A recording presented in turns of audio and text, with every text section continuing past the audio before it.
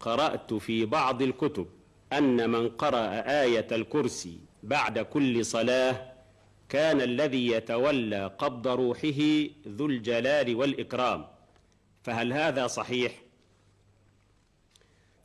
آية الكرسي آية عظيمة في القرآن، بل قيل إنها أعظم آية في القرآن، ومن فضلها أن الله يحفظ قارئها من الشيطان الرجيم.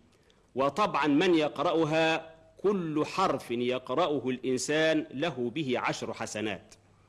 أما خصوص قراءتها بعد الصلاة وأن يكون لها هذا الثواب، وأن الله هو الذي يقبض روح هذا الميت، هذا الإنسان الذي يحافظ على قراءة آية الكرسي، لم يرد حديث صحيح يبين هذا المعنى أو هذا المراد.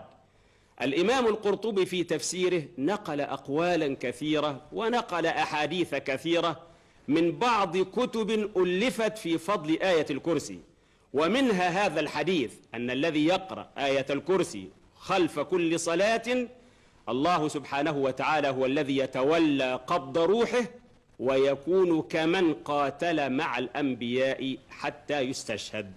هذا الحديث بالذات ذكره القرطبي وليس له سند، ولم أجد فيما قرأته من الكتب أن هذا الحديث صحيح، لكن على كل حال قراءة آية الكرسي لها فضل عظيم وثواب كبير عند الله تعالى.